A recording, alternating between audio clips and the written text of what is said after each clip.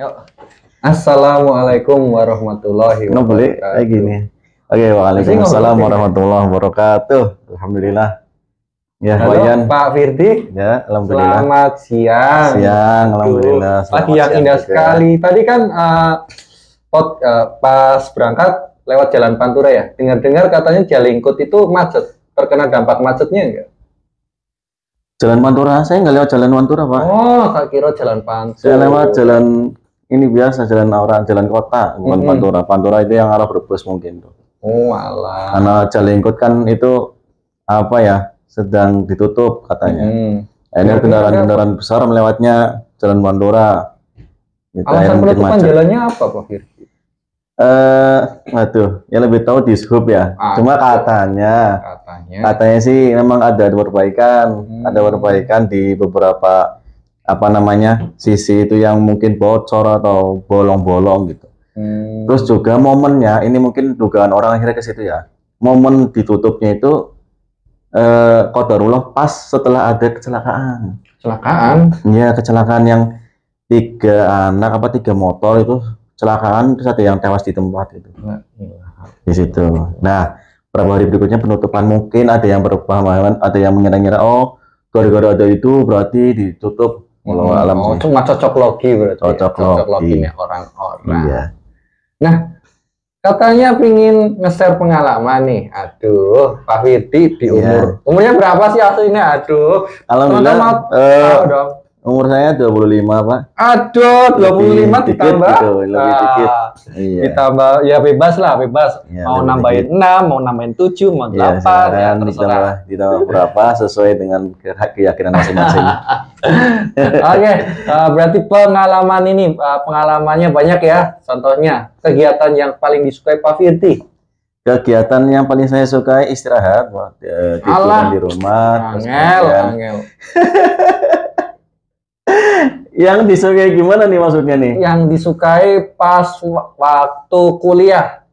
Kuliah kan pasti ada kegiatan nih, misal. Nah, kuliah saya sangat suka dengan berleha-leha, dengan bersantai-santai. Adapun teman ngajak mendaki ya itu karena saya yang tersesat di situ. Pendakian? Iya, saya akhirnya mau dan akhirnya ketagihan, kena racunnya di situ. Aduh, awal mula mendaki kok bisa diseret? Kata-katanya gimana sih? Gimana seorang yang bisa merajuk Pak Firdi? Betul. Jadi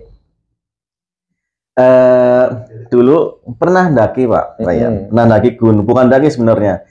Itu perjalanan yang salah kaprah sebenarnya. Saya kelas 2 SMA, ada perjalanan, ada kegiatan namanya Tadabbur Alam. Kelas SMA kelas 2 tuh. Rohis, acaranya Rohis. Kita ke Gunung Gajah ke Malang. Kita karena kegiatannya tentang Tadabbur Alam ya. Apa Tadabbur Alam berarti? Dan kegiatan Rohis juga. Dan kegiatan Rohis itu saya pikir ya, ngaji lah berarti. Kita di sana di Gunung Gajah kita ngaji mungkin outdoor biar lebih menarik lah, nggak bosan. Ternyata sampai sana kita ndaki. Nah, ndakinya itu pun ternyata nggak seperti Gunung Gajah yang sekarang, udah bagus tuh Gunung Gajah sekarang.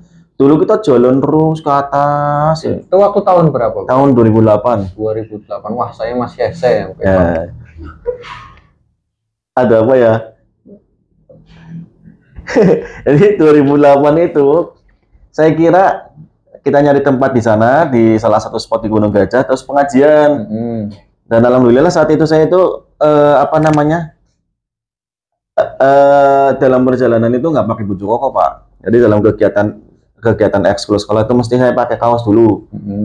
Baru ketika masuk acara saya pakai baju. Karena pakai kaos kita bebas. Ada teman-teman udah pakai baju koko tuh, masuk ke gunungnya pasti pakai koko, daki ke atas sampai ke atas pakai koko. Dan dari itu saya bisa pertama kali ya, kok bagus ya pemandangan dari atas gitu. Pemandangan dari atas bagus. Ditambah ketika di Solo kuliah dan bertempat kuliahnya itu asramanya itu berada di tengah-tengah gunung. Maksudnya di gimana ya? Jadi di sebelah timurnya itu ada pemandangan Gunung Lawu, sebelah baratnya ada Gunung Merapi Merbabu. Sempat ambil foto nggak di situ? Ada Oh, fotonya. Coba nanti diliatin di sini ya. Foto apa ini? Foto pas daki pertama itu. Oh iya, boleh. Jadi itu pendakian ke gunung itu. Jadi saya lihat ke Gunung Lawu itu saya takjub. Takjubnya itu apa bisa sampai atas ya? Nah, terus ada teman datang nih. Oh, saya udah pernah ke atas. Udah pernah sampai ke atas, sudah pernah sampai ke puncak. Emang bisa didaki? Ya bisa lah. Ya udah akhirnya ikut ke pendakian ke sana. Saat itu ke tahun 2011 berarti. Dan memang itu pendakian pertama, pengalaman pertama dan apa ya? Ya karena mungkin serba pertama ya, nggak ada pengalaman, belum ada pengalaman. Berarti masih alami semuanya, belum ada apa jalan biar apa? Kalau jalannya ada, Pak. Jalannya Jalurnya ada sudah. Cuma kalau sekarang kan ada namanya Mbok Yem ya, warung legendaris di Gunung Lawu tuh.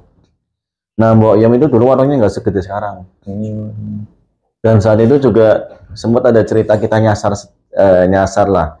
Malam-malam kita nyasar jam 1 atau 2 malam itu kita nyasar di Padang Ilalang. Kita saat itu namanya pendakian pertama ya, nggak ada persiapan matras, nggak ada jas hujan, nggak bawa tenda juga, benar-benar kita hanya membekal niat dan iman.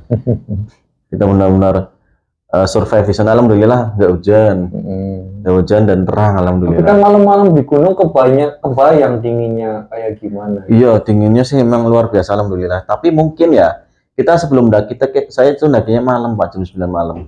Sorenya itu memang hujan, sorenya hujan besar malah. Nah, bahkan ada orang yang baru turun dari atas bilang, di atas badai gitu. Mungkin karena itu cuaca akhirnya ketika habis hujan ya mungkin akhirnya biasanya kan habis hujan terbitlah terang. Iya, mungkin itu akhirnya nggak terlalu dingin. Ya seperti itu pertama teman lagi. Seru ya. Saya jadi pengen daki, Pak. Ayo kapan-kapan kita. Tapi saya udah pensiun sih sementara ini. Pensiun kayak udah tua aja. Aduh.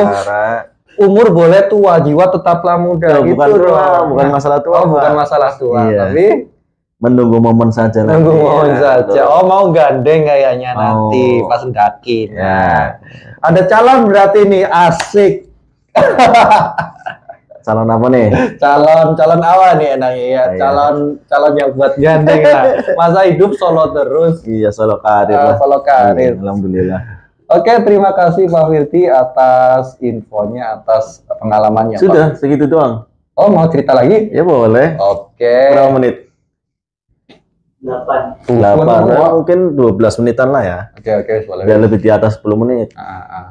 Di atas 10 menit. Gitu. Cerita apa nih? Nah, ini aja. Waktu itu kan tersesat pas malam hari. Ada kejadian-kejadian yang tidak mengenakan kan? Alhamdulillah. Jadi ini alhamdulillah saya tersesat, Pak. Jadi alhamdulillah tersesat. Mas kalau jadi orang itu yang positif thinking. Jangan, aduh, aku tersesat.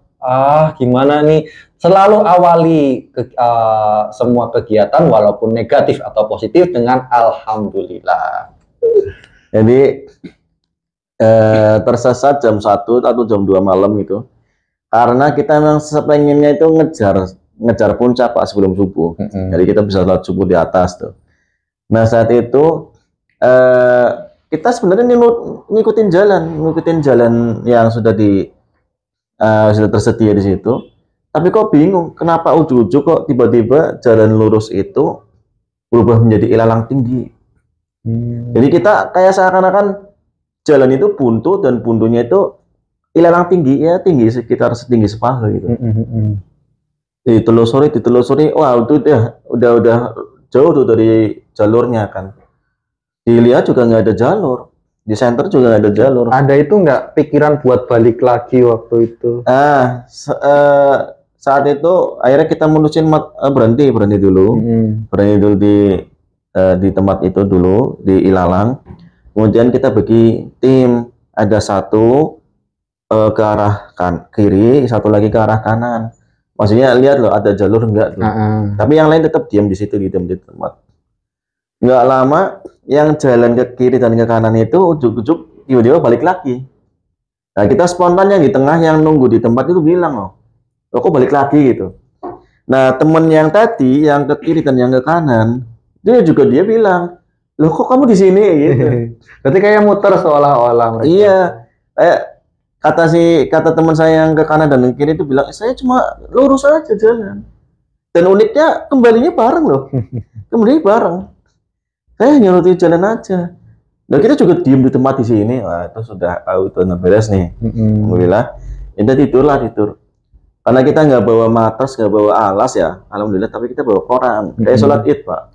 Jadi mau ndaki itu kayak sholat id. Tapi kita bagus kan pak, pemandangannya cerah, gila. Itu, langitnya kan cerah. Oh ini satu hal yang mengesankan ketika pendakian pertama ini ya. Itu pas bulan purnama, pas bulan cerah, bahkan pas di pos berapa itu senter nggak kepake, karena udah terang, jalur udah terang saat itu, jalur udah terang. Bahkan di jalur yang tadi saya tersesat itu kita udah nggak pakai senter, kita udah melewati hutan lah, kita udah di atas, udah di tinggian berapa itu mungkin. Nah singkat cerita kita tidur situ, tidurnya nanti karena dingin ya pak. Kita gelar koran melingkar, kemudian kita tidur saling berpegangan. Aduh, so sweet. Berpegangannya itu saya megangin kaki temen, kaki saya dipegang sama temen lain dan itu melingkar kayak gitu ya.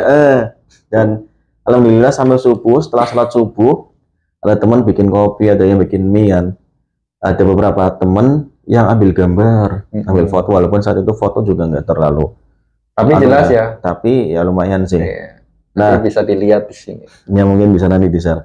Jadi saat lihat pemandangan, teman saya kaget, teriak, kene gitu. Kan orang Solo kan. Kene apa ya? Ketika disamperin ternyata ada jalur di bawah tempat kita tidur, Pak. Kayak apa ya? Seakan-akan kayak kita itu semalam kita ngikuti jalur yang seharusnya mungkin jalurnya turun, kita lurus dan mentok ke air lalang itu. Dan harusnya kita tadi balik lagi ya, seperti mungkin Pak Ian tadi bilang, kita balik lagi terus turun ke jalan, tapi karena nggak kelihatan. Nah di batang ilalang tadi itu samping kanan kiri depannya itu jurang. Ngeri. Dan kenapa saya bilang alhamdulillah? Karena teman saya yang berjalan kanan dan kiri bisa jadi jatuh.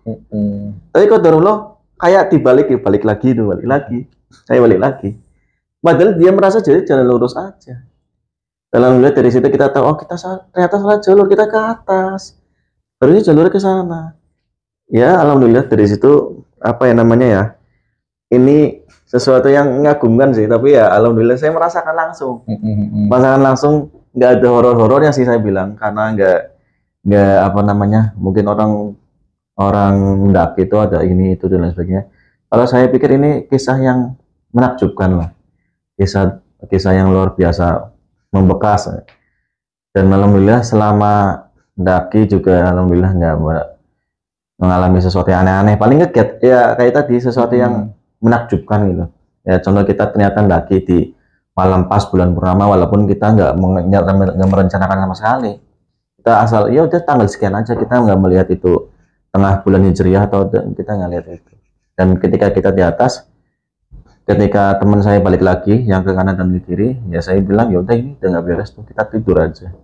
Nunggu terang terus kita cari jalur. Dan alhamdulillah paginya setelah salat subuh, setelah fajar terang, kita nggak sengaja alhamdulillah ditunjukkan Allah pas maunya foto-foto yang malah lihat jalur ya alhamdulillah setelah itu.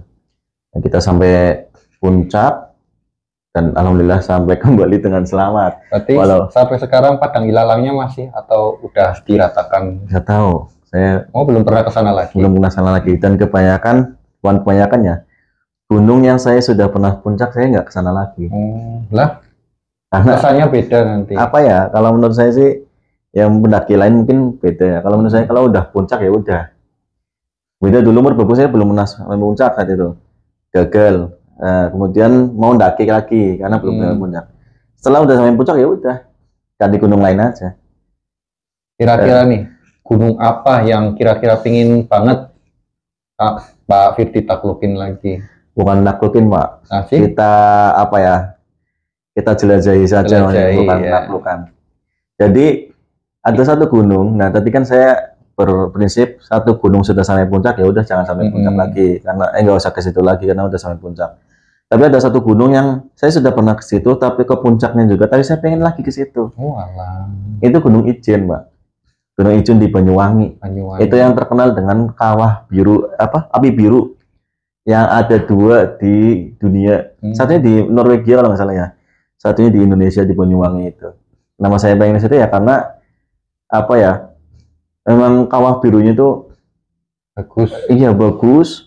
Terus di sana juga ada kegiatan alamnya kayak orang-orang di sana itu mencari penghasilan dari situ, ngambil apa namanya belerang dari bawah ke naik ke puncak, turun lagi ke kawah, ke atas lagi, turun lagi. Dan kita ke sana juga selain karena kita pengen lagi juga pengen melihat kehidupan masyarakat di sana. Ya tadi yang kegiatan kayak tadi juga ada yang bisnisnya itu becak, Pak, becak gunung. Yang becak gunung itu saya pengen nyoba tuh, mau nyoba sebenarnya. Ya niat saya inilah pengen melarisi olahraga lokal. Kalau belerang itu dijual pakai apa? Bentuknya itu ya batu apa sih saya kurang tahu. Batu belerang itu. Mungkin. Jadi orang-orangnya itu ke bawah itu ambil kayak bongkahan batu. Saya kurang tahu itu apa. Tapi ya itu sumber penghasilan mereka. Mungkin untuk ini apa ya namanya? Alternatif itu obat ya. Obat bisa mungkin ya atau mungkin buat bakar-bakar. Iya, itulah mungkin.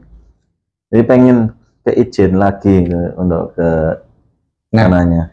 Sekarang ini kan banyak mungkin penonton-penonton yang ingin mendaki sebagai pemula, biasanya apa aja yang harus dia siapkan untuk mendaki gunung itu biar kejadiannya nggak kayak Pak Firdi pas pendakian pertama itu. Jadi pas pendakian pertama, alhamdulillah kan saya selamat ya, alhamdulillah sama teman-teman juga alhamdulillah pulang dengan selamat.